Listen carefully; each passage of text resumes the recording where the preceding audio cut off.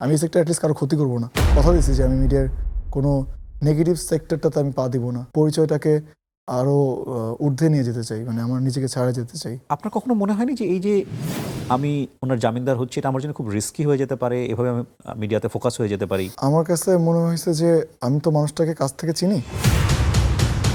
কখনো আপনি এক্সপেক্ট করেছিলেন এইরকম একটা সিচুয়েশনের মধ্য দিয়ে আপনাকে যেতে হবে? আমার বাসা থেকে অ্যালাউ করতেছিল না ভাই। এগুলো দেখার পরে হ্যাঁ, আমি ইভেন ইন্টারভিউতেও যাই না। আপনি বলেন আপনি আজ করতে পারেন, আমার আপনাকে অনেক পছন্দ, তাই আসা। আলহামদুলিল্লাহ। ক্যামেরার সামনে যারা কাজ করে বেশি পপুলারিটির জন্য নৈতিকভাবে চিন্তা চেতনা এরা কম কাজ করে মেবি। তোমার আমি মনে হয় যার প্রথম গান 100 মিলিয়ন ভিউজ হয়েছে। আর যাই করতাম নামাজ পড়তাম। এখন আল্লাহ মাফ করুক, সরি, বাট তখন থেকে আমার গানের ভিউজ পড়তে থাকে, কোম্পানি কল করা বন্ধ হতে থাকে, কাজ কমে যায়। আপনাকে আল্লাহ এত সুন্দরভাবে বানিয়েছে, সো আমাদের তো ফিল্ম ইন্ডাস্ট্রিতে নায়কের শর্টেজ আছে। যেটা লোভ সামলানো যাবে না, ওরকম গল্প হলেই করব। আমি ব্লেসড যে আমার মেয়ে ফ্যান বেস ভালো, স্ট্রং। পছন্দের মানুষ আছে কেউ? না, আমি হ্যাপিলি সিঙ্গেল। সালামু আলাইকুম প্রিয় দর্শক, আপনাদের সবাইকে আমন্ত্রণ জানাচ্ছি all time milk bread presence Darji Kibria শোতে। আমাদের সঙ্গে আজকে যিনি যুক্ত হয়েছেন, যার সঙ্গে আমাদের পুরো সময়টুকুই কাটবে, তিনি সাম্প্রতিক সময় আপনাদের কাছে অত্যন্ত সুপরিচিত হয়ে উঠেছেন কোনো একটি বিশেষ ঘটনার কারণে, কিন্তু এর বাইরে তার পরিচয় আছে। তিনি কন্টেন্ট ক্রিয়েটর, তিনি সুপরিচিত মডেল, তিনি মিউজিক করেন এবং আরও বেশ কিছু কাজ করছেন তিনি। তো চলুন তাকে আমরা জানার চেষ্টা করি। তিনি শেখ সাদি। প্রথমে ধন্যবাদ জানাচ্ছি, গলার অবস্থা খুব একটা ভালো না, তারপরও আপনি আমার শোতে এসছেন, সেজন্য প্রথমেই ধন্যবাদ জানিয়ে রাখছি। থ্যাংক ইউ ভাই, আপনাকে ধন্যবাদ আমাকে ইনভাইট করার জন্য। কেমন আছেন সব কিছু মিলিয়ে? জি ভাই, ভালো আছে। একটু বোধহয় চাপের মধ্যেই আছেন। না, নট রিয়েলি, ঠিক আছে, সমস্যা নেই। বাট আমি অ্যাকচুয়ালি মডেল না। Okay, but you look like model. I take it as a compliment ভাই, থ্যাংক ইউ। বাট কোনো ইচ্ছা নাই? যাই না, দেখি। বাট আমি মানে গান নিয়েই ব্যস্ত আর কি, অন্য কোনো প্রফেশনে মনে হয় না বা অন্য কোনো সেক্টরে যাওয়া লাইক হবে। আপনি নিজেই করেন আপনার মিউজিক, সেখানে মিউজিক ভিডিওতে আপনি নিজেই থাকেন, হ্যাঁ so it's kind of modelling তো বলাই চলে। হ্যাঁ, বাট ওই যে থাকে না এই বিশেষত্বটা যেটা, হ্যাঁ, আমার কাছে মনে হয় ওটার জন্য আমি এখনো যোগ্য না, হয়তো বা আমি সুরকার, গীতিকার হিসেবে বা সিঙ্গার হিসেবে ঠিক আছে।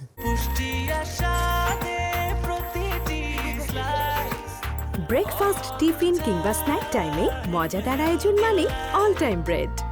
শৈশবটা কোথায় কেটেছে, কেমন কেটেছে, পরিবার সবকিছু মিলে একটু শুনি। আমার শৈশব, আমার জন্ম মাদারীপুরে, বাট বেড়ে ওঠা হয়েছে টঙ্গী, গাজীপুরে। আর তারপর পড়ালেখা উত্তরা হাই স্কুলে। তারপর আমি ভার্সিটিতে ছিলাম আইউবি, ওখানে আমার ভার্সিটি কমপ্লিট হয়েছে। দেন এরপরে গান করা। গানটা কি মানে হুট করেই শুরু হলো নাকি ছোটবেলা থেকে গান করছিলেন? না, ব্যাপারটা হয়েছে আমি ছোটবেলা থেকে কখনো আমার এরকম কোনো অ্যাম্বিশন ছিল না যে আমি সিঙ্গার হব বা মিডিয়াতে কাজ করব। মানে আমার প্যাশন সবসময় ছিল অ্যাবাউট রাইটিং। মানে আমি সবসময় চাইছি যে যারা তখনকার সময় যারা মানে টপ সিঙ্গার ছিলেন বা যারা একদম যাদের গান আমরা শুনে শুনে বড় হয়েছি, তাদের জন্য গান লিখবো। মানে that was my dream.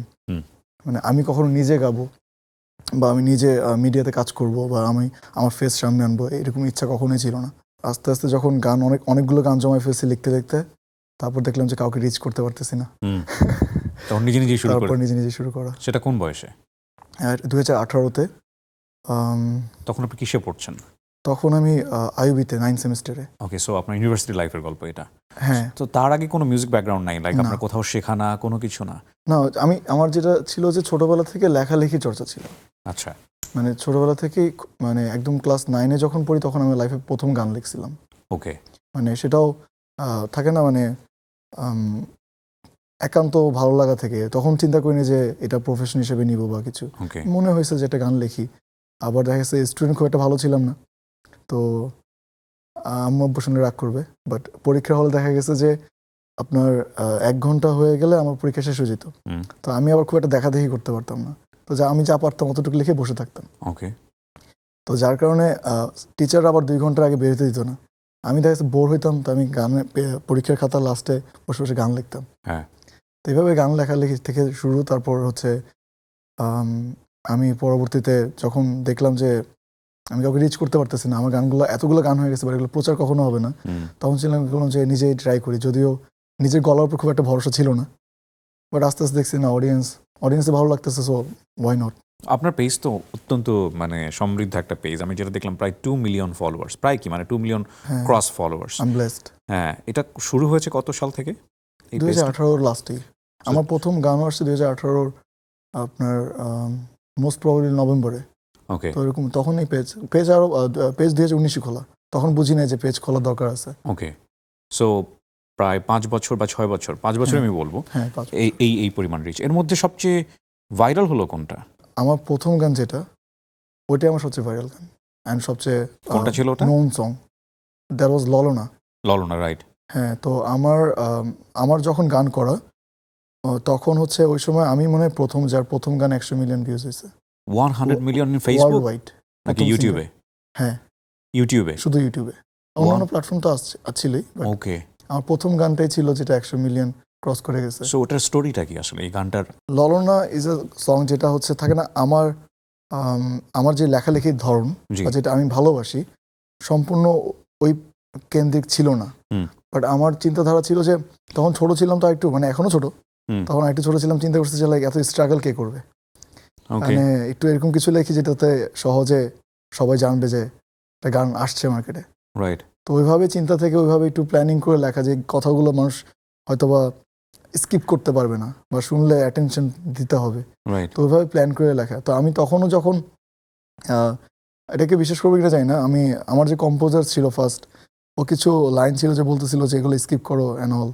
I was like এটার জন্য গান হিট করবে, অ্যান্ড এই গান হয় 100 মিলিয়ন রিচ করবে, নাহলে ভিউজই হবে না। মানে এটা আপনি আগে থেকেই কনফিডেন্ট ছিলেন? হ্যাঁ, মানে আমি বলছিলাম যে হয় এটা সুপার হিট হবে, আদারওয়াইজ মানে মাঝখানে থাকবে না। I was confident about that, যে যদি রিচ করে অনেক রিচ করবে। 154 মিলিয়ন ভিউজ রাইট নাও আমি দেখতে পাচ্ছি, 6 বছর আগে পোস্ট করা হয়েছে ইউটিউবে। সিএমবিটা কি তাহলে? সিএমবি ওরা সিএমবি হচ্ছে এটাকে পরে রিমেক করে। মানে আমার ফার্স্টে আমি আমার চ্যানেলে রিলিজ করি, ওকে, তারপর ওটা ভাইরাল হয়েছে সব জায়গায়, ফেসবুক এন্ড এভরিওয়্যার। হ্যাঁ, তারপর সিএমবি এটাকে বলে যে আমরা এটাকে রিক্রিয়েট করতে চাই, that's all. Right right. So ওখানে আপনি নিজে নিজে অভিনয় করলেন, এটা কি আপনার মানে প্রথম শুরু অভিনয়ের? অভিনয় বলতে আমি যখন আমার চ্যানেলে ফার্স্ট রিলিজ করছি, তখন আমি জাস্ট একটা জায়গায় বসে লিপসিং করে ছেড়ে দিয়েছিলাম। তো ওই অভিনয়ের ব্যাপারটাতে আমার মনে আছে আমার লাইফে ওটা তো প্রফেশনালি আমার ফার্স্ট শুটিং, আমি ওদিন কান্নাও করছিলাম, মানে অনেক ভয় পেয়েছিলাম। কেন? ব্যাপারটা হচ্ছে যে মানে কো-অ্যাক্ট্রেসকে দেখে এরকম কান্নাকাটি নাকি? না, কো-আর্টিস্ট আমার আগে থেকে ফ্রেন্ড ছিল, আমি ওকে চিনতাম। ও ওকে, ফাইন। আচ্ছা, ইস্যুটা হচ্ছে যে এখানে যে আমি তো এখন মিডিয়াতে অনেকদিন যাবত কাজ করতেছি, ফ্যামিলিতে বিষয়টা একসেপ্ট করে নিছে, রাইট। বাট শুরুর দিকে ব্যাপারটা তো ইজি ছিল না। তো কিছু সিন ছিল যেগুলো ওরা বলতেছিল আমার লিরিক্স ওয়াইজ এটা প্রয়োজন, আই ওয়াজ লাইক আম্মু মেরে ফেলবে, লাইক নো। ওকে ওকে, না আপনি যখন বলছেন আমি তো দেখতেছি যে আসলে ঘটনাটা কি, কোন দিকে যাচ্ছে। আমি লাইন শোনার পর অনেক কিউরিয়াস হয়ে গেলাম আসলে কোথাও পাওয়া যায় কিনা। ওকে, তো আমি তখন তো দেখা গেছে একটু প্রথম কাজ, নার্ভাস ছিলাম। তো আমি আমাদের যে প্রডিউসার ভাইয়া ছিল তাকে ফোন দিছে, ভাইয়া আমি তো এটা করতে পারবো না, বলে ভাইয়া আবার মানে বিজি ছিল বা সামথিং, বলছে না ডিরেক্টর যা বলে করো করো। আমি তো আরো নার্ভাস হয়ে গেছি, লাইক আমি তো এটা করতে পারবো না। তো আমার প্রথম শুটিংয়ে খুব বাজে এক্সপিরিয়েন্স ছিল, বাট আমার মনে হয় যে ওটা বাজে এক্সপিরিয়েন্স ছিল বিধায় হয়তো আমি পরবর্তী ডিসিশনগুলো অনেক স্ট্রংলি নিতে পারছি। গানটা রিলিজ হওয়ার আগে কি আপনার ফ্যামিলি জানতো এটা, নাকি রিলিজ হওয়ার পরে জানলো যে আপনি লাইনে ঢুকে? আমার অ্যাকচুয়ালি গান করার পরে অনেকদিন একটা ব্রেক গেছে, মানে থাকে না পিক টাইমটার সাথে সাথে মানুষ আরো গান ছাড়ে, আমার বাসা থেকে অ্যালাউ করতেছিল না ভাই এগুলো দেখার পরে। হ্যাঁ, আর গান করা যাবে না, আম্মু অনেক আপসেট হয়ে গেছিল। এই যাবে না থেকে আমি আবার সামনের দিকে যাবো, তার আগে আমি একটু ফ্যামিলি সম্পর্কে জানতে চাই, লাইক আপনার ফ্যামিলিতে কে কে আছে, তারা কি করেন? আমার ফ্যামিলিতে আমার বাবা মা, আমরা 2 ভাই, আমার বোন, আমার ভাবি আছে, আমার ভাস্তি আছে। মানে আপনি বড়? আমি সবার ছোট। সবার ছোট। বাবা কি করেন? আমার আব্বা ইউএসএ থাকেন, ওইখানে একটা প্রাইভেট কোম্পানিতে জব করতেছে। ওকে, সো আপনার সম্ভাবনা আছে দেশের বাইরে চলে যাওয়ার, মানে ছিল? আমি চাইলে আরো আগে যেতে পারতাম, বাট আমার মা বাবা বোন সবাই ইউএসএই থাকে। ওকে, তো আমি অ্যাকচুয়ালি মানে একটা হয় না যে আমি কাজ করতেছি এখন, তো আমার ইচ্ছা হচ্ছে যে যেহেতু কাজ করতে চলে আসছি এই সেক্টরে, মানে আমি আমার পরিচয়টাকে আরও ঊর্ধ্বে নিয়ে যেতে চাই, মানে আমার নিজেকে ছাড়া যেতে চাই। সো আপনার বাবা মা আপনাকে নিশ্চয়ই ট্রাই করেছে আপনাকে ইউএসএতে নিয়ে যাওয়ার জন্য। তারা ডেলি বলে তুমি ট্রাই করো, তুমি অ্যাপ্লাই করো, তুমি আসো। মানে আপনার কি প্ল্যান ছিল? আপনি তো এই একটা গান পপুলার হওয়ার পরে না হয় ডিসিশনে আসছেন, তার আগে কি প্ল্যান ছিল আপনার? তার আগে প্ল্যান ছিল যে হ্যাঁ ইউএসএ সেটেল হবো, যেহেতু বোন তখন আমার আব্বু তখনই গেছে বেসিক্যালি, মা আরও আগে থেকে এখানে আসা যাওয়া করতো। তো আমার বোন ছিল যেহেতু, তা লাইক আমাদের হাফ ফ্যামিলি এখানেই থাকে, মানে ফ্যামিলির যারা বাকি আরও আত্মীয় স্বজন যারা আছে। তো প্ল্যান ছিল ওখানে ফিউচার হয়তো ওখানে সেটেল হয়ে যাবো। বাট যখন চলে আসছি সামহাও, তারপর যখন এই গানের মানে আমার হয় কি মানুষ একটা কথা আছে যে অনেকে বলে যে বিয়ের পরে প্রেমে পড়ে, তা আমার ক্ষেত্রে এটা আমি গান করার আগে কখনো ভাবিনি যে আমি গান প্রেমী হব বা এই গানটাকে আমি আমার নিজের পেশা হিসেবে নিব। যখন সামহাও চলে আসছি গান করতে করতে আমি গানের প্রেমে পড়ে গেছি। সো প্রথম ভিডিওটা হিট হওয়ার পরে ফ্যামিলি থেকে না করে দিল, সো আপনার কারণে একটা ব্রেক হলো। আমার 3 মাসের মতো তখন আমি পরে আম্মুকে অনেক অনুরোধ করে রিকোয়েস্ট করে যে লাইক বাবা কি বলছিল আপনাকে? আব্বু একটু নিউট্রাল ছিল। আমার আব্বু অনেক থাকে না, মানে কি বলবো, মানে আম্মু যে আন্ডারস্ট্যান্ডিং না ব্যাপারটা এরকম না, বাট আব্বু সব বিষয়ে নিউট্রাল থাকে, মানে সে আমার ওপিনিয়নকে অনেক ভ্যালু দেয়। আমি ওটাকে খুব অ্যাপ্রিসিয়েটও করি। আম্মু যে ভ্যালু দেয় না এরকম না, বাট হয় কি যে মিডিয়াতে আমার আম্মু যেহেতু একটু বাঙালি টিপিক্যাল মম, তো আম্মুর কাছে মিডিয়ার সম্পর্কে একটা ভীতি কাজ করে যে মিডিয়াতে গেলে আমার ছেলে খারাপ হয়ে যাবে, মিডিয়াতে গেলে উল্টাপাল্টা কাজ করবে, এরকম তার ধারণা। একটা নেগেটিভ যারা এখানে নাই তারা একটা নেগেটিভ ইমেজ অনেকে ক্যারি করে। তো আমার আম্মুকে আমি প্রমিস করছিলাম যে মা যে কোনো সেক্টরে ভালো খারাপ আছে, রাইট, মানে আমি বিলিভ করি আপনি ইন্টেনশন থাকে আপনি ভালো থাকবেন, আপ টু ইউ। তো আমি যদি খারাপ ইন্টেনশন থাকে, লেটস আমি একটা পুলিশ অফিসার হইলাম, আমি ওখানে যে খারাপ কাজও করতে পারবো ভালো কাজও করতে পারবো, তো it depends on me.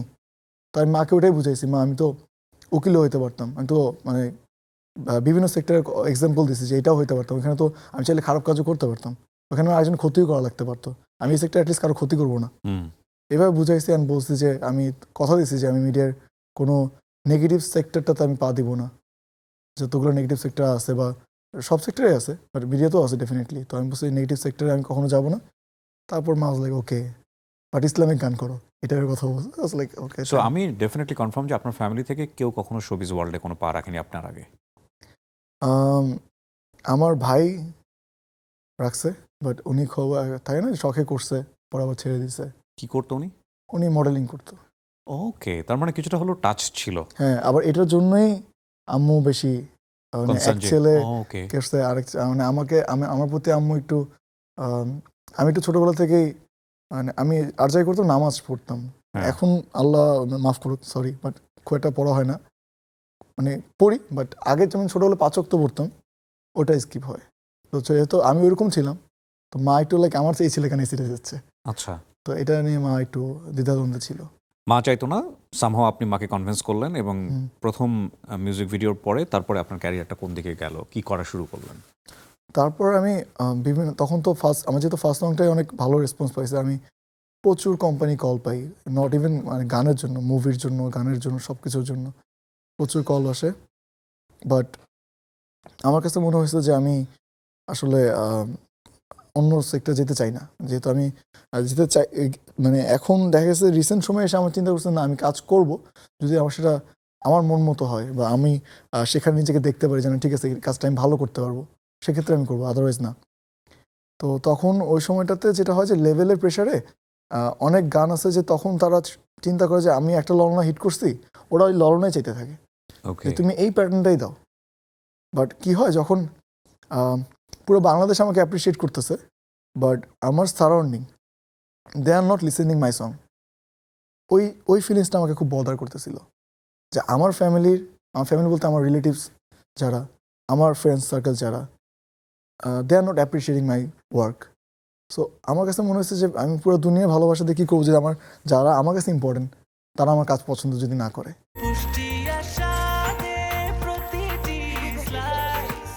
Breakfast, tiffin কিংবা স্ন্যাক টাইমে মজাদার আয়োজন মানে অল টাইম ব্রেড। আমার সারাউন্ডিং বা আমার যারা ক্লাসিফাইড গ্রুপ তারা তো আমার মিউজিক শুনছে না, তো ওই জায়গা থেকে আপনার নেক্সট স্টেপ কি ছিল? ওইখান থেকে আমার স্ট্রাগল শুরু হয়েছে। স্ট্রাগল বলতে লাইক সবাই তো যে কোনো সেক্টরে দেখা গেছে যে শুরুটা স্মুথ হয় না, আমার শুরুটা অনেক স্মুথ ছিল, লাইক স্মুথ, লাইক অনেক স্মুথ, লাইক সব কোম্পানি অ্যাপ্রিসিয়েট করতেছে, পেমেন্টে ইস্যু কোনো সমস্যা নেই, মানে যত চাচ্ছি তত কোনো ইস্যু নাই। তো আমার শুরুটা খুব স্মুথ ছিল। পরে যখন আমি রিয়েলাইজ করছি যে না, আমি যে গানটা আমি শুনতে পছন্দ করি বা দিন শেষে আমিও শুনবো, আমার সারাউন্ডিং মানুষও শুনবে, আমার ওই মানে আমি ম্যাস ক্রাউডে কাজ করবো না, যে করি না এরকম না, বাট যেটা হয় যে আপনি যখন complete back to back mass কাজ করতে থাকেন, তখন অডিয়েন্স রেসপন্সটা ভালো থাকে, তারা জানে যে আমি কি গান পাচ্ছি। যখন আমি ভ্যারিয়েশন আনি তখন অডিয়েন্স হারানো শুরু হয়, আমার কাছে মনে হয়েছে গানের ক্ষেত্রে। ওকে, তো আমি যখন চিন্তা করছি যে না, আমি আমার পছন্দের কাজ শুরু করব, তখন থেকে আমার গানের ভিউজ পড়তে থাকে, তখন থেকে কোম্পানি কল করা বন্ধ হতে থাকে, ওকে, আর কাজ কমে যায়।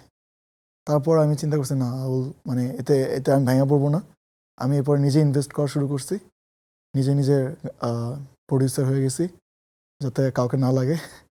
তো ওইভাবে থেকে আমার নিজের একটা প্ল্যাটফর্ম আমি তৈরি করতে পারছি। আপনার গানের লিরিক, আপনার মিউজিকটা ডেফিনেটলি আপনার না, আপনার কম্পোজার, আমার কম্পোজার, আর আপনার গানের মিউজিক ভিডিওর মডেল আপনি সবসময়, মোস্ট অফ দ্য টাইম। হ্যাঁ, মোস্ট অফ দ্য টাইম। আপনার গানের বাইরে কোথাও কোনো মডেলিং করা হয়েছে? একটাই করছি, সেটা যার জন্য করা, ওনাকে আমি খুব ভালোবাসি, আসিফ আকবর স্যার। ওকে, সো আমার যেটা মনে হয় যে 6টা বছরে নিশ্চয়ই আপনার এই মিডিয়া ইন্ডাস্ট্রি, শোবিজ ইন্ডাস্ট্রির অনেকের সাথে পরিচয় হয়েছে। আপনার নিজের রিয়েলাইজেশন কি, কেমন এই জায়গাটা? আমি কেন প্রশ্নটা করলাম সেটার পেছনে আমি একটা যুক্তি দিই, সেটা হচ্ছে যে এটা মনে করার কোনো কারণ নাই যে আপনার রিসেন্ট ইস্যু নিয়ে আমি কথা বলবো বা সামথিং লাইক দিস, এটা এক ধরনের বলা হয়ে গেল by the way, sorry for that, but আমি এক্সপ্লেন করার জন্য বলছি। সেটা হচ্ছে যেহেতু আপনার মার একটা কথা ছিল যে তুমি এই ধরনের, সো এদিকে তুমি যেও না, তাই না?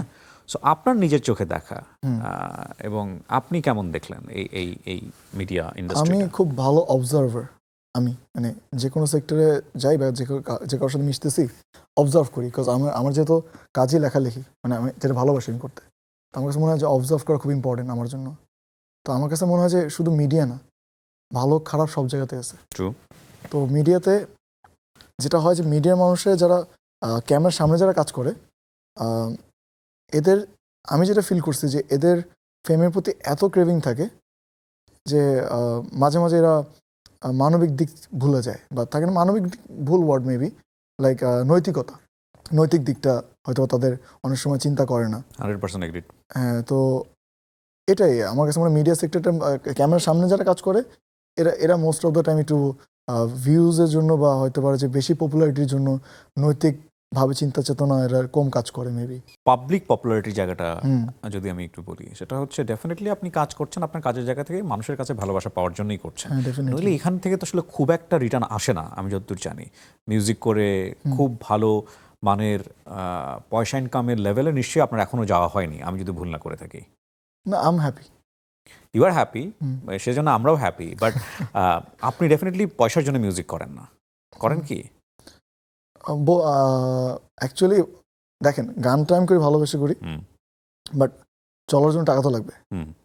তো আমি মেক শিওর করি যে আমি যে কাজটা করতেছি ওটা থেকে টাকাটাও যেন আমি প্রপারলি নিয়ে আসতে পারি।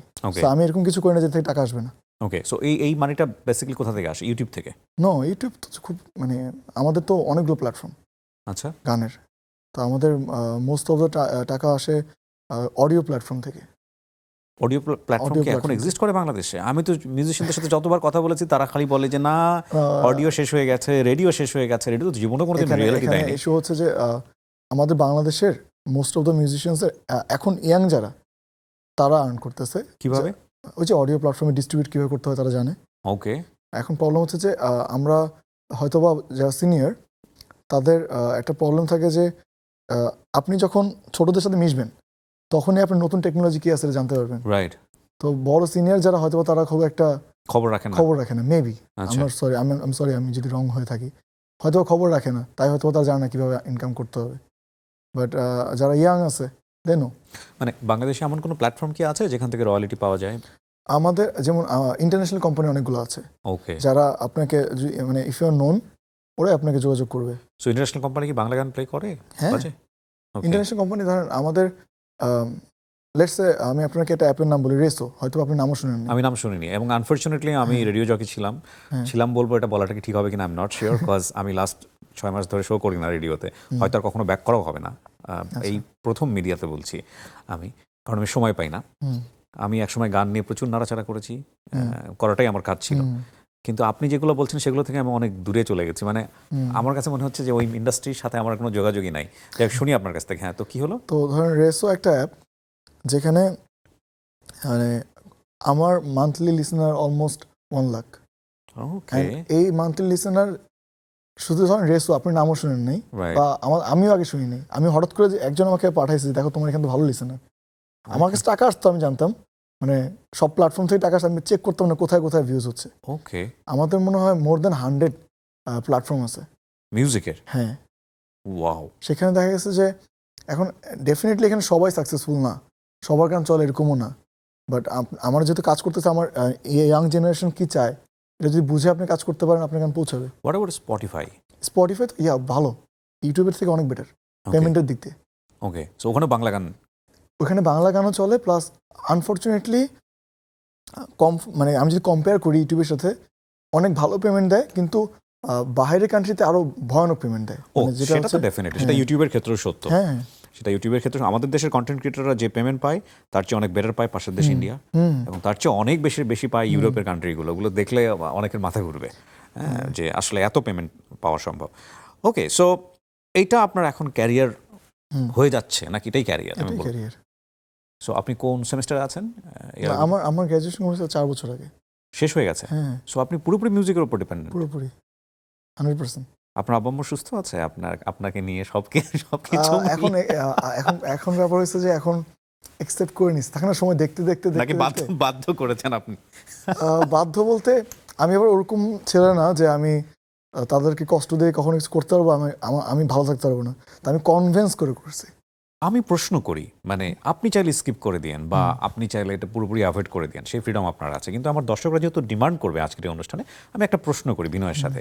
সেটা হলো যে, মানে কখনো আপনি এক্সপেক্ট করেছিলেন যে রিসেন্ট যে ইস্যুটা নিয়ে আপনাকে নিয়ে আলোচনা হচ্ছে, এইরকম একটা সিচুয়েশনের মধ্য দিয়ে আপনাকে যেতে হবে?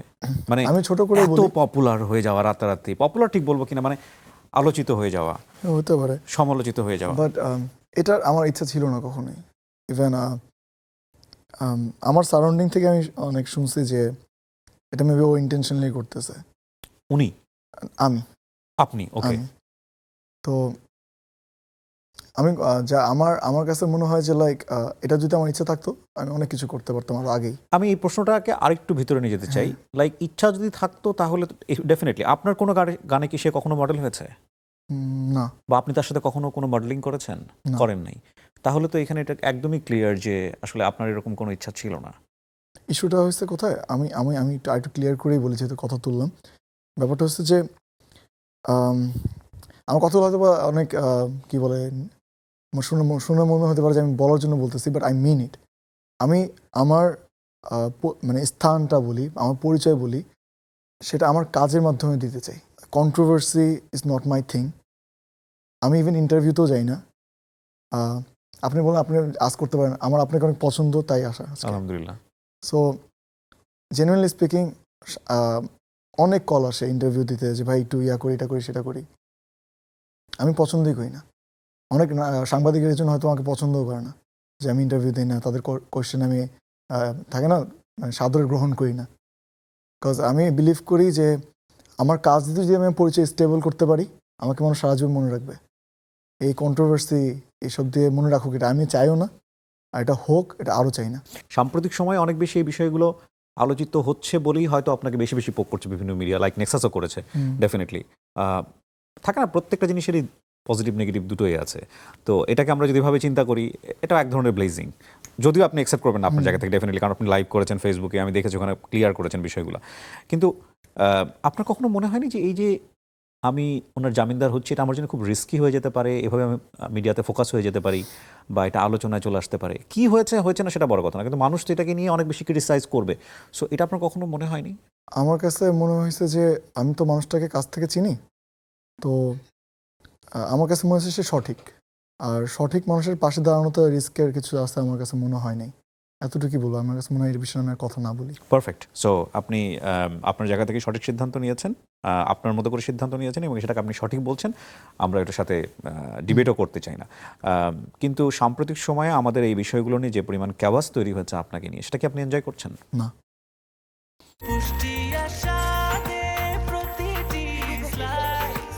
ব্রেকফাস্ট, টিফিন কিংবা স্ন্যাক টাইমে মজাদার আয়োজন মানে অল টাইম ব্রেড। কন্টেন্ট ক্রিয়েশনের জায়গাটা একটু আসতে চাই। আপনার গানের মূল বিষয়গুলো কি থাকে? লাইক কোনো একটা সাবজেক্টকে ফোকাস করে করা নাকি it's just a music? Basically আমাদের গানে বিভিন্ন জনরা আছে। ম্যাক্সিমাম 99% সিঙ্গার একটা স্পেসিফিক জনরাতে কাজ করে। আর আমার প্রবলেম হচ্ছে, আমি যেহেতু গানটা ভালোবেসে করি, আমার যেই জনরা ভালো লাগে আমি এটা চিন্তা করি না যে আচ্ছা আমি এই জনরার সিঙ্গার, আমি এটা করব, ওটা করি না। আমার যেটা ভালো লাগে আমি ওটাই করি। যে জনরা আমার শুনতে ভালো লাগে, আমার ওটা করতে ইচ্ছা জাগে। তো আমি হিপ হপ করি, হিপ হপের সেক্টরটা আলাদা। আমি পপ করি, বেসিক্যালি মানুষ আমাকে পপ আর্টিস্ট হিসেবেই চিনে, মানে পপেই আমার মেইন ফোকাস। বাট আশেপাশে আমি আর বিভিন্ন জনরা ট্রাই করি। সো যার কারণে আমার টপিক অনেক চেঞ্জ হয়। সেটা ভালোবাসা কেন্দ্রিক হয়, সেটা সোসাইটি কেন্দ্রিক হয়, সেটার বাস্তবমুখী কথা কেন্দ্রিক হয়, অপ্রিয় সত্য ঘটনা নিয়েও হয়, সবই ট্রাই করা হয়। মানে আপনি এগুলো নিজেই লেখেন? আমার 70% থেকে 80% সং আমার নিজের লেখা। এর মধ্যে যদি আমার অনেক ট্যালেন্টেড অনেক গীতিকার আছে যাদের সাথে পরিচয় আছে, এরা যদি অনেক সময় ভালোবেসে কোনো গান আমাকে পাঠায়, ভালো লাগলে আমি ওটাও গাই। You looks good definitely. এবং you. এটার নিশ্চয়ই একটা মানে কি বলা যেতে পারে ব্লেজিং পার্ট আছে। অনেক অ্যাটেনশন পাওয়া যায়। আচ্ছা। তারপরে এই যে আমরা রিসেন্টলি শুনি অনেক মেয়েদের ক্রাশ, এগুলো কতটা এনজয় করেন? এটা ভালোই লাগে, খারাপ না। ব্যাপারটা হচ্ছে যে আমার কাছে মনে হয় এটাতে একটা প্রবলেমও হয়, আমি ফিল করছি, জানি না বাকিরা কানেক্ট করে কিনা। আমি বলতেছি না আমি গুড লুকিং, বাট আমি যে মেয়েদের আমার যে মেয়ে ফ্যান বেসটা একটু ছেলেদের থেকে বেশি। সো ফিউচার তো আপনি মিউজিক নিয়ে থাকবেন, পাশাপাশি যেহেতু আপনাকে আল্লাহ এত সুন্দরভাবে বানিয়েছে, সো আমাদের তো ফিল্ম ইন্ডাস্ট্রিতে নায়কের শর্টেজ আছে, অন্যান্য জায়গাগুলোতেও কাজ করার বিশাল সুযোগ আছে। কি চিন্তা ভাবনা আসলে? আমি ভাই দেখেন, ফুল টাইম কখনোই অভিনয় করব না, বাট আমার কাজ করার ইচ্ছা আছে। আমি থাকে না কিছু চরিত্র বা কিছু গল্প যদি পাই যেটা একদম মন মতো, যেটা লোভ সামলানো যাবে না, ওরকম গল্প হলেই করব, ওরকম কাজ হলেই করব। পছন্দের ডিরেক্টর আছে, পরিচালক আছে? বর্তমান সময়ে অনেকেই আছে। আপনি চাইলে নাম নিতে পারেন। ফারুকি স্যার, আমার মনে হচ্ছিল যে ফারুকের নামটা সবার আগে আসবে। তারপরে আয়নাবাজি মুভিটা যার ছিল অমিতাভ রেজা। অমিতাভ রেজা স্যার, জি, প্লাস হচ্ছে বর্তমান সময়ে রায়হান রাফি ভাই অনেক ভালো কাজ করছে। তো হ্যাঁ, এরকম অনেকের কাজই ভালো লাগে। তার মানে যদি ভালো সুযোগ হয় অভিনয়ে আসার ইচ্ছা আছে। হ্যাঁ, এমনিতে মুভি টুভি দেখা হয়? দেখা হয় কম, বাট দেখি, মাঝে মাঝে দেখি। বাংলাদেশের মিউজিকের এই মুহূর্তে কি অবস্থা? কার গান শুনতে ভালো লাগে? আমি বেসিক্যালি যদি বলি, আমার ফেভারিট সিঙ্গার অনেক, যেহেতু আমি গান প্রেমী। জি, আমি এক দুজনের নাম তো কখনোই নিতে পারবো না, অনেক, সংখ্যাটা অনেক বড়। মানে এর গানও ভালো লাগে, ওর গানও ভালো লাগে, সবার গানই ভালো লাগে। মোস্ট অফ, মানে সবার গান ভালো লাগে না এটা মিথ্যা কথা, মানে বেশিরভাগ অনেক সংখ্যাটা অনেক। গানই ভালো লাগে। তো রিসেন্টলি যদি বলি, রিসেন্ট সময় যারা কাজ করতেছে তার মধ্যে প্রীতম হাসান ভাইয়া, তারপরে শীতম রিসেন্টলি কাজ করতেছে, ওর গান খুব ভালো লাগে। তারপর অনেকের গানই আছে, এখন নাম বলতে গেলে আসলে লিস্ট অনেক বড়। ওকে, সো মিউজিক শোনা হয় রেগুলার? হ্যাঁ, সবার গান শুনি। বাংলাদেশে মিউজিক নিয়ে ছেলেমেয়েরা ক্যারিয়ার করছে, আপনাদের মতো ছেলেমেয়ে, এটা কিন্তু মিউজিক ইন্ডাস্ট্রির জন্য অনেক বড় একটা সুখবর। ডেফিনেটলি। হ্যাঁ, এবং মানুষ গান শোনে, অবশ্যই গান শোনে, গান শুনবেই সবসময়। তো সেই জায়গা থেকে ভালো মিউজিক দিতে পারলে সেটা অবশ্যই একটা ভালো কিছুর সম্ভাবনা।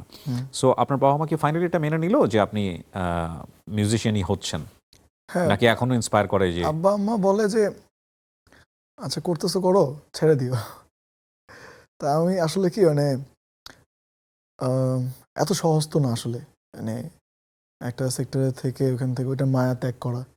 তা আমার কাছে যদি দেখি, আমি আসলে বলতে পারি না এখন কোনোদিন এরকম হতে পারে যে আমি ছেড়ে দিছি, বাট আদৌ আমাদের সম্ভব কিনা আমি জানি না। সেটাই হওয়া উচিত, মানে যে জিনিসটা করবেন আপনি সেটা খুব প্যাশন নিয়ে করা উচিত। যদি মিউজিক না করতেন তো কি করতেন? বিজনেস করতাম মোস্ট প্রবাবলি, বিকজ আমি আমার দ্বারা জব হবে না এটা আমি জানি। কেন? মানে আমি আমি আমি আমার কাছে মনে হয় যে আমি ফলো করতে পারি না, মানে কারো কমান্ড ওকে ফলো করতে পারি না। ওকে আমি আমি আমি নিজের মতো করে কাজ করতে পছন্দ করি। ওকে যার কারণে আমার কাছে মনে হয় যে লাইক একটা নিয়ম করা জীবন, মানে নিয়ম বেঁধে দেওয়া জীবনে আমি সেট হইতে পারবো না। বিজনেস করলেও তো নিয়ম বেঁধে দেওয়া জীবনেই আপনাকে যেতে হবে। না, আমি যেহেতু টুকটাক বিজনেস করি, সেখানে কন্ট্রোলটা কি আমার। ধরনের বিজনেস করেন? I have a clothing brand. নিজের ব্র্যান্ড? হ্যাঁ। ওকে, কত বছর ধরে করছেন এটা? এটা 2 বছর। 2 বছর। 2 কি বছর। নামে আছে এটা? স্ম্যাসি। স্ম্যাশি। কি ধরনের প্রোডাক্ট নিয়ে কাজ করে? মেন্স, এখন আমি শুধু ছেলেদের প্রোডাক্টই, শার্ট, পাঞ্জাবি, অনলাইন ভিত্তিক? Online based. আচ্ছা, তো এই এক্সপিরিয়েন্সটাও একটু নেওয়া দরকার। কেমন আসলে শুরুতে আপনি কি পরিমাণ ইনভেস্ট করেছিলেন? এটা কেমন সেলিং হচ্ছে, কি অবস্থা? অনেকেই পছন্দ করবে না, অনেক বিজনেসম্যান আমার কথা হয়তো বা, বাট সত্যিটাই বলি, এখানে অনেক আই ওয়াশ করতে হয়। আই ওয়াশ বলতে লেটস সে আপনি মানে আমার যখন আমি বিজনেস যখন স্টার্ট করছি, আমার ইন্টেনশন ছিল আমি কোয়ালিটি দিব। একটা কি বলে রিজনেবল প্রাইসে I will provide quality. But দেখতেছি যে আমি তো যেহেতু বিজনেস করছি, আমার সারাউন্ডিং তো অনেকেই বিজনেসম্যান যাদের সাথে আমার পরিচয় আছে, বিকজ আমার তো আইডিয়া নেওয়া লাগছে তাদের থেকে, তাদের সাথে মেশার সুযোগ হয়েছে। তো আমি দেখলাম যে আমার থেকে তাদের সেল ভালো হচ্ছে, বিকজ তারা একটা প্রাইস দিয়ে আবার ওটাকে একটা ডিসকাউন্ট দিতে পারতেছে, বিকজ হয়তো তারা কস্টিংটা শুরুতেই কমাই দিছে। বাট আমার কাছে মনে হচ্ছে যে আমি শুরুতেই কস্টিং বাড়াই দিয়েছিলাম, বিকজ আই থট যে আমি কোয়ালিটি দিব। ওকে। বাট পরে দেখলাম যে না, ডিসকাউন্ট বড় নাম্বার না দিলে সেল হয় না। তো এখন ডিসকাউন্ট আমি বড় কীভাবে দিব? আমি তো শুরুতে খরচ বেশি করে ফেলছি। রাইট। পরে বুঝতে পারছি, পরে আমি এখন আমি তো চাইলে স্রোতের পুরো অ্যাগেনস্টে যে কাজ করতে পারবো না। এখন আমি একটু স্মার্ট হয়েছি, আমি একটু চেষ্টা করতেছি এইভাবে বিজনেস। কি পরিমাণ ইনভেস্ট আপনার প্রাথমিক পর্যায়ে? অলমোস্ট 13 লাখ ছিল। 13 লাখের মতো? হ্যাঁ। লাকি 13? আমি এগুলো বিশ্বাস করি না। সো বেসিক্যালি আপনার হচ্ছে ফেসবুকে বুস্টিং হয়, ওখান থেকে অর্ডার আসে, আপনার কুরিয়ার ওনাদেরকে পৌঁছায় দেয়।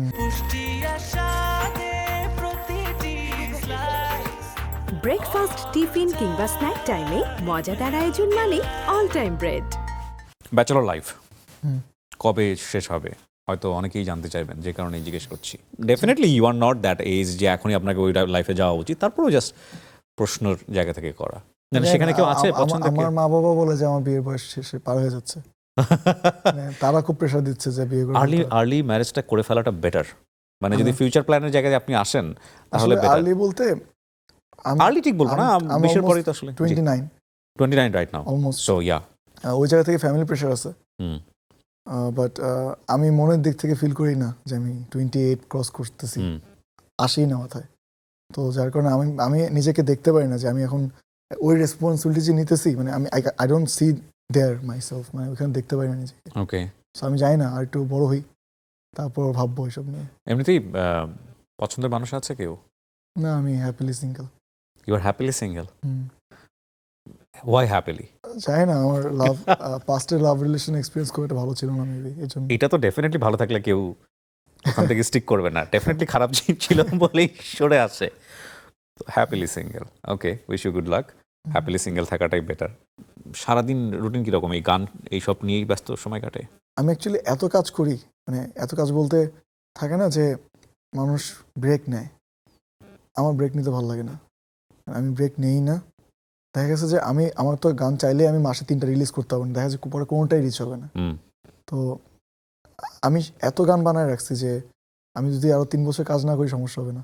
রিয়েলি? হ্যাঁ, কিন্তু আমি তাও ব্রেক নিতে পারতেছি না। আমার মাঝে মাঝে ভয় যে আমি আসলে কি এতটুকু হায়াত পাবো কিনা যে আমার সবগুলো কাজ রিলিজ করে যেতে পারবো। ও মাই, কতগুলো গান আপনার কাছে আছে এরকম? মোর দেন 100 রেডি করা? রেডি করা। Are you kidding? 3 বছর পর যদি মনে হয় যে এগুলো কিছুই হয় নাই? লেখা আছে আরো বেশি। না সেটা থাকুক, লিখতে হয়তো সময় লাগে না, ঠিক আছে, you are crazy for writing, so আপনি লিখে ফেললেন, কিন্তু 100 গান আপনি রেডি করে রাখছেন, একটা রিলিজ করেন নাই। 3 বছর পরে যদি আপনার এই ফিলটা আসে যে একটাও হয় নাই গান, তখন 100 গান রেডি করা বলতে এরকম না যে সেগুলা মানে ভিডিও সহ রেডি, এরকম কিছু না। অডিও রেডি, অডিও রেডি বা মিক্স হয় না, মাস্টার হয় না, ডেমো রেডি আছে, এরকম। আপনি একটা জিনিস বিশ্বাস করেন, ওই যে টাইম বলে একটা ব্যাপার থাকে, কিন্তু যথা সময় যথা কাজ। আপনার কিন্তু 3 বছর পরে গিয়ে মনে হতে পারে আপনার জায়গা থেকে যে একটা জিনিস, একটা গানও হয় নাই, তখন কি হবে? মনে হইতে পারে, কিন্তু এটা হবে না। কারণ হচ্ছে আমি 5 বছর শুধু মনে গানের চর্চাই করছি। তো আই বিলিভ, চর্চা বলতে কি মানে নিজের জায়গা থেকে করা, নাকি কারোর কাছে শেখা? নিজের জায়গা থেকে করা। ওকে। আমি বিকজ আমার ওই ক্ষুধাটা ছিল যে আমি এই কাজটা করে আমি রেসপেক্ট গেইন করতে চাই। যেহেতু আমি রেসপেক্ট গেইন করছি, আমার একটু তো যাতা করলে তো হবে না। তো সেই জায়গা থেকে আমার কাছে মনে হয় যে আমি যা কাজ করছি বা করতেছি, মানুষের টেস্ট ডিফারেন্ট হতে পারে, এক একজনের জনরা ডিফারেন্ট হয়। তো হইতে পারে যে আমার একটা জনরা একজনের ভালো লাগে নাই, বাট আমার জনরা যারা গান শুনে তার ওই গানটা ভালো লাগবে বা খারাপ লাগবে না, মনে Okay. হবে না যে কি বানাইছে, বিকজ আমি ওটা রিসার্চ করেই বানাইছি ওকে, বা আমি ওটা বুঝে শুনেই বানাইছি, because I believe I M a good listener as well. আপনার নিজের স্টুডিও আছে? না, স্টুডিওটা করা উচিত। স্টুডিও বলতে আমার বেসিক্যালি কম্পোজারদের সাথে এত ভালো আন্ডারস্ট্যান্ডিং, ফ্যামিলির মতো, আমার কখনো ফিল হয় না যে আমার নিজের পার্সোনাল একটা লাগবে, বিকজ আমার অনেকগুলো, মানে আমার কাছে মনে হয় আমার অনেকগুলো স্টুডিও, সবগুলো আমার নিজের হোমের মতো ফিল হয়। ওকে, ফাইন, বাট যেহেতু it's a kind of content, definitely music is a good content. So সেই জায়গা থেকে আমি যেহেতু নিজেও কন্টেন্ট ক্রিয়েট করি, সো আমার মনে হয় যে একটা পার্সোনাল স্টুডিও অবশ্যই থাকা উচিত, সেই জন্যই বলা আসলে। বাট ইটস ইউর ফিলিং, আপনি যেটা ফিল করেন সেটাই আর কি। তো মিউজিক করে ভালো ক্যারিয়ার করা সম্ভব রাইট নাও, আপনি সেটা বলতে চাচ্ছেন? অবশ্যই, ওকে, যদি Okay. সে মার্কেট বুঝে কাজ করে। ওকে, সো মার্কেট বোঝাটা জরুরি। মার্কেট বুঝাটা জরুরি। আমাদের দেশের কোনো পুরানা সিঙ্গার আছে যার গান আপনার হরহামেশাই শোনা হয়? পুরানা বলতে আমি বোঝাচ্ছি ধরেন 80s 90s সিঙ্গার যারা একসময় পুরো বাংলাদেশ কাঁপিয়েছেন। আমি না অত পুরোনো গান শুনি নাই, অনেস্টলি স্পিকিং। আমি গান শোনা শুরু করছি যখন হাবিব ভাইয়েরা কাজ শুরু করছে নতুন। ওই সময় থেকে? বালাম ভাই, হাবিব তার ভাই। আগে গানই শোনা হয়নি তেমন একটা? না, আমি বললাম না ক্লাস 9 থেকে গান লেখা শুরু করছি, ওকে, তো আমার ওই সময় থেকেই গানের প্রেমে পড়া। তো Okay. মানে গান বলতে গান লেখার, আমি তো বললাম আমার গলার প্রতি খুব একটা ভরসা ছিল না, হুম, তো যার কারণে ওইটা মাথায় আসে না যে গান নিজে গাবো। তো যে লেখার প্রতি, মানে গানের ওয়ার্ডের প্রতি মানে খুব কানেক্টেড ফিল করতাম, যার কারণে গান লেখার প্রতি আগ্রহ ছিল। তো বালাম ভাইয়ের গান, হাবিব ওয়াহিদের গান, ভাইয়াদের গান, প্লাস হচ্ছে হৃদয় খান, এদের গান শুনেই ইন্সপায়ার হওয়া বা এদের গান শুনে বড় হয়েছি। সো এখান থেকে আপনার স্টার্ট অ্যাকচুয়ালি হুম। লিসনিং এবং রাইটিং সমস্ত কিছুই। তার আগের জেনারেশন সম্পর্কে তার আগের জেনারেশন বলতে যেমন James sir, Ayub Bachchu sir, ওটা তো এদের গান তো শুনে না এরকম কেউ নাই। কেউ নাই, তো ওটা তো ডেফিনেটলি শুনছি, বাট আমার থাকে না আমার শুরুর বা যাদেরকে ফলো করা বলতে তাদের থেকে ইন্সপিরেশন নেওয়া। তো ওইখান থেকে বলতে গেলে যে হ্যাঁ, আমার ইন্সপিরেশন তারাই ছিল এর Right. পরের জেনারেশনটা। সাদি, আমাদের সময়টা শেষ হয়ে গেল, বাট আমার আড্ডা দিয়ে খুব ভালো লেগেছে। সেম হিয়ার ভাই। এবং আপনি যখন শুরু করছিলেন তখন বলছিলেন যে গলার অবস্থা ভালো না, কথা বলা যাবে কি যাবে না। সো আমার মনে হয় আমরা আমাদের দর্শকদের জন্য একটা ভালো সময় দিতে পেরেছি। অ্যান্ড শেষ বেলায় এসে একটা কথাই শুধু বলার আছে, এই ইন্ডাস্ট্রিতে ঝড় ঝাপটা থাকবেই, সব কিছু মানে পায়ে সরিয়ে দিয়ে আমাদেরকে সামনে এগিয়ে যেতে হবে, খারাপ জিনিসগুলোকে অ্যাটলিস্ট। জি, so wish you good luck, ভালো করবেন আপনি, অনেক অনেক শুভকামনা থাকছে। থ্যাংক ইউ ভাইয়া, থ্যাংক ইউ সো অনেক অনেক ধন্যবাদ। দর্শক, এই ছিল আমাদের আজকের আয়োজন। যারা তখন আমাদের সঙ্গে ছিলেন তাদেরকে ধন্যবাদ জানিয়ে আমরা আজকের মতো এখানেই শেষ করছি। আসসালামু আলাইকুম।